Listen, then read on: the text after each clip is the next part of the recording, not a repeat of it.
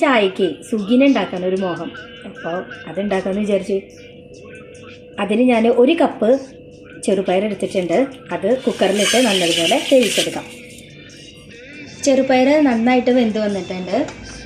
ഇപ്പോൾ ഒരു പാനിലേക്ക് അല്പം നെയ്യ് ചേർത്ത് കൊടുത്തിട്ടുണ്ട്. അതിലേക്ക് ഈ വെന്ത ചെറുപയർ നമുക്ക് ഇട്ട് കൊടുക്കാം. ചെറുപയർ നന്നായിട്ട് വഴറ്റി കൊടുക്കാം നെയ്യിൽ. ഇതിലേക്ക് 1 കപ്പ് തേങ്ങ ചെരുകിയത് ചേർത്ത് കൊടുക്കുന്നുണ്ട്.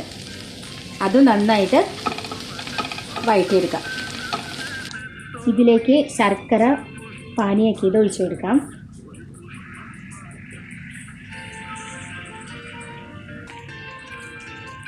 അല്പം ഉപ്പ് ചേർത്ത് കൊടുക്കുന്നുണ്ട്, മധുരം ഒന്ന് ബാലൻസ് ആവാൻ വേണ്ടിയിട്ടാണ്. അതുപോലെ തന്നെ ഒരു 1/2 സ്പൂൺ ഏലക്ക പൊടി കൂടി ചേർത്ത് കൊടുക്കാം. പയറും ശർക്കരയും ഒക്കെ നന്നായിട്ട് യോജിച്ച് വന്നിട്ടുണ്ട്.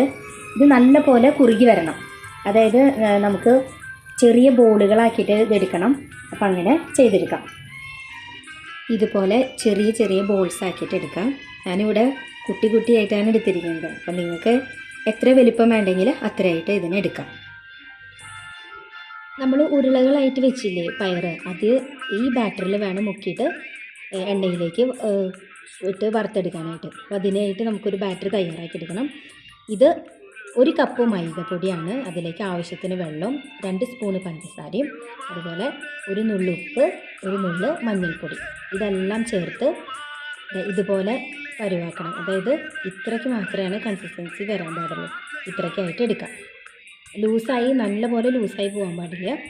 അപ്പോൾ പാകത്തിനുള്ള ലൂസാക്കിയിട്ട് നമുക്ക് വറുത്തെടുക്കാം. ഉരുളകളാക്കിയ ഓരോന്നും ഈ ബാറ്ററിയിലേക്ക് ഇട്ട് കൊടുത്ത് ഇത് ചൂടായ എണ്ണയിലേക്ക് ഇട്ട് കൊടുക്കാം.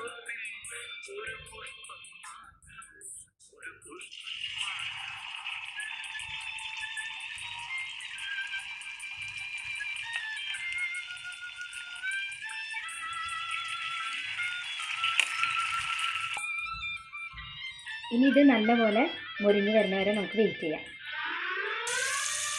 എല്ലാതും നല്ല പാകത്തിന് മുരിഞ്ഞ് വന്നിട്ടുണ്ട്. ഇത് നമുക്ക് മാറ്റിയെടുക്കാം.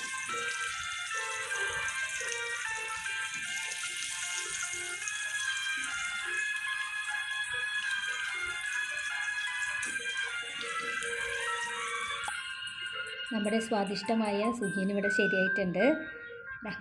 എല്ലാവരും ഇത് ട്രൈ ചെയ്ത് നോക്കിക്കോളാം കേട്ടോ. നല്ല ടേസ്റ്റിയാണ്. എല്ലാവരും ട്രൈ ചെയ്യണം.